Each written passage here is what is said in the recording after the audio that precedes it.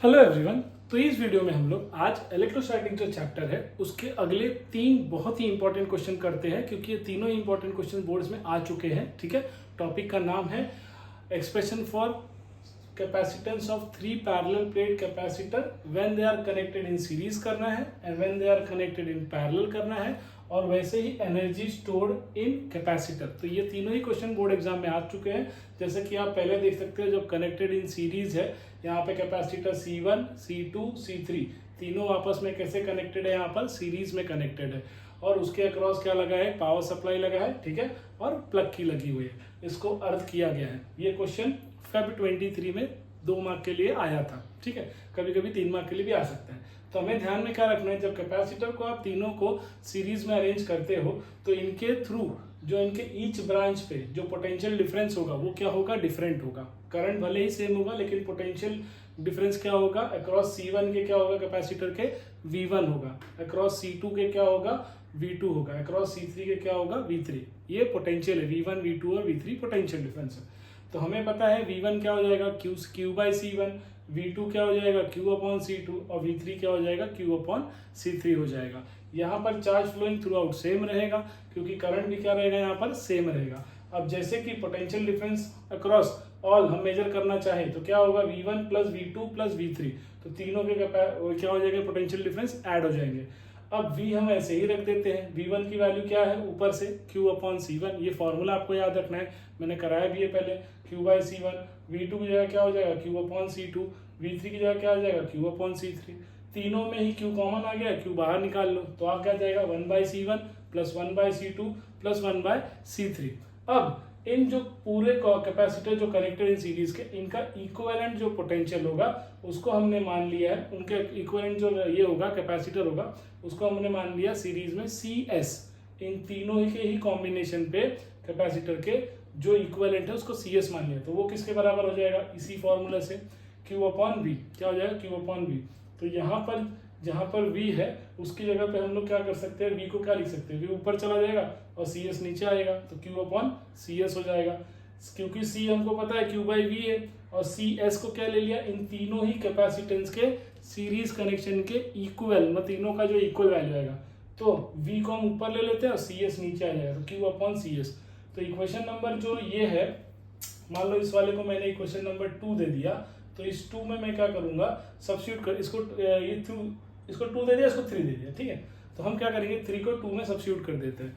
तो यहाँ पे क्या करूंगा, मैं 3 को 2 में सब्स्टिट्यूट कर दे रहा हूँ, 3 को 2 में सब्स्टिट्यूट कर दे रहा हूँ। तो उससे होगा क्या, इसको यहाँ सब्स्टिट्यूट कर दूंगा, V की जगह पे क्या हो जाएगा, Q बाई CS, तो V की जगह पे आ गया Q बाई CS। बाकी तो पूरा ऐसे का ऐसे ही रहेगा, Q by C1, Q by C2, Q by C3, सब में Q कॉमन है, Q कट कर दो तो क्या हो जाएगा, 1 upon CS, 1 upon C1, 1 upon C2, 1 upon C3।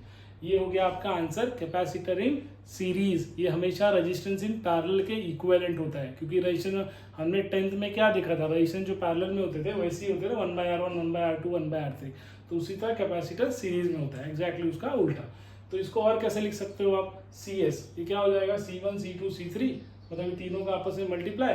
बाद में यहाँ पे क्या आएगा, इसके अगर मैं LCM ले लूँ तो C2, C3 यहाँ क्या आएगा, C1, C3 यहाँ पे क्या आएगा, C2, C3, तो वो नीचे आ गया। मतलब इनडायरेक्टली इसको आपको CET एग्जाम के लिए याद रखना है। यहाँ तक आपका आंसर है 2 मार्क के लिए, लेकिन इसको CET एग्जाम के लिए याद रखना है। ठीक है, तो आई होप आपको समझ में आया। कैपेसिटर C1, C2, C3 जब सीरीज में कनेक्टेड होंगे उनके अक्रॉस जो चार्ज होगा वो सेम होगा, सिर्फ पोटेंशियल डिफरेंस सबके अक्रॉस क्या होगा, डिफरेंट होगा। इसीलिए फॉर्मूला आएगा Q बाई C1, V2 के लिए Q बाई C2, V3 के लिए Q बाई C3। सबको रख दोगे, Q कॉमन निकाल लो, 1 by C1, 1 by C2। V को इक्विवेलेंट क्या हो जाएगा, Q बाई CS। CS क्या है, कैपेसिटर इन सीरीज, जो तीनों का कॉम्बिनेशन है, तो उसको हमने CS ले लिया। इसी फॉर्मूले में V की जगह Q बाई CS डाल देना। ठीक है, Q सब कैंसिल हो जाएगा, आंसर। आई होप आपको समझ में आया अच्छे से। 2 से 3 मार्क के लिए भाई आएगा, बोर्ड एग्जाम में आ चुका है, फिर भी आ सकता है। अगला क्वेश्चन है जुलाई 23 में आया है पैरेलल में। तो यहाँ पे C1, C2, C3 3 कैपेसिटर्स है, तीनों पैरेलल में अरेंज है। तो पैरेलल में जब अरेंज होंगे, different current flows through different branches. जैसे यहाँ पे डिफरेंट पोटेंशियल था, अब यहाँ पे different current flows through different branches. तो ये तीनों आपस में कैसे हैं, पैरेलल में कनेक्ट है, उनके अक्रॉस पावर सोर्स लगा हुआ है और प्लग की है।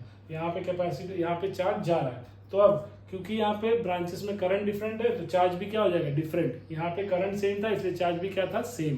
और पैरेलल में क्या हो गया, करंट डिफरेंट है तो चार्ज भी डिफरेंट। तो Q क्या हो जाएगा, Q1 इक्वल C1VV, Q2 क्या हो जाएगा C2V और Q3 क्या हो जाएगा C3V।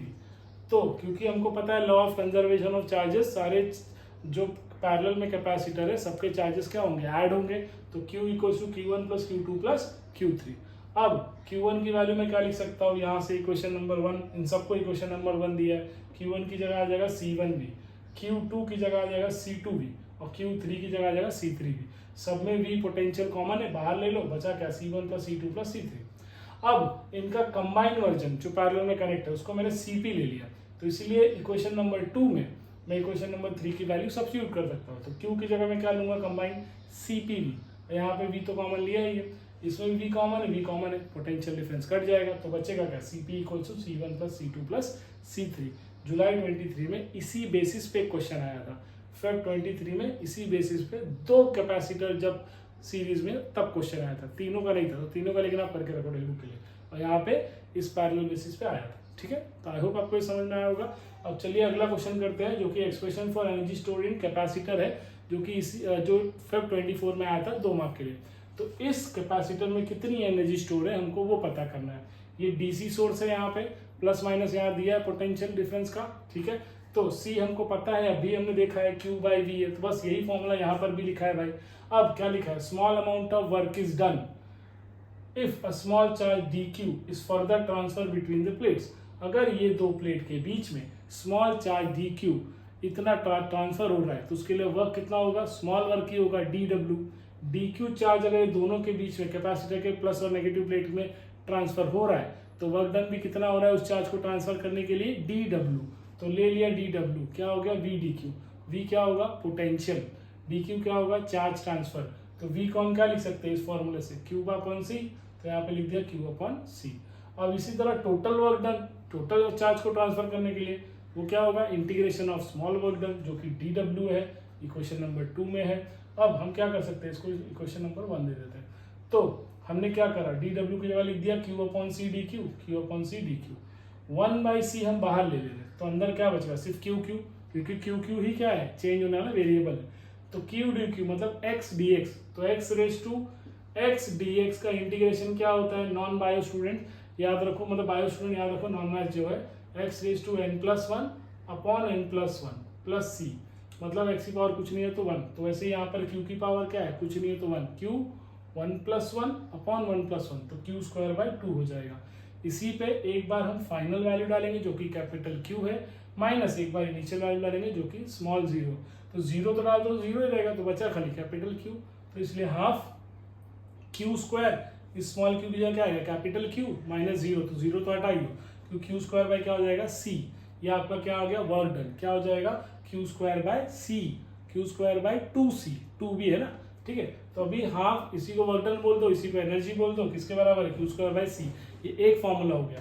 इसी तरह इक्वल टू हाफ ऐसे ही रखा, Q की जगह मैं क्या लिख सकता हूँ CV, तो Q² है तो क्या हो जाएगा C² और V², नीचे का C as it is, C² और C कैंसिल, तो ऊपर एक C बच जाएगा, तो हाफ CV²। ये भी बहुत इंपॉर्टेंट फॉर्मूला है, इस पे भी न्यूमेरिकल आता है। तो एक फॉर्मूला हो गया, एक फॉर्मूला हो गया। तीसरा और क्या लिख सकते हो, इस CV² को मैं CV इंटू वी लिख सकता हूँ, CV² को CV इंटू वी, CV की जगह मैं क्या लिख दूंगा Q, क्योंकि फॉर्मूला ही है ना, और एक V बचेगा, वो भी यहाँ रख दिया। तो फॉर्मूला 1, फॉर्मूला 2, फॉर्मूला 3, ये 3 डिफरेंट फॉर्म्स ऑफ क्या है, एनर्जी या work done stored in capacitor, ठीक है। तो आई होप आपको ये समझ में आया है। ये तीनों ही क्वेश्चन भाई बोर्ड एग्जाम में आ चुके हैं, जैसा आप देख सकते हो, लिखा भी मैंने कौन से ईयर में आया, वापस भी आ सकता है। अच्छे से प्रिपेयर करके रखो, ये बॉक्स और ये बॉक्स, मतलब ये फॉर्मूला और ये फॉर्मूला, तीनों पे न्यूमेरिकल आता है। CET आप प्रिपरेशन कर रहे हो, इस पे न्यूमेरिकल आता है, इस पे न्यूमेरिकल आता है, ठीक है, और MCQs में तो आता ही है, ठीक है। तो अच्छे से कर लेना। आई होप वीडियो पसंद आया होगा। Thank you.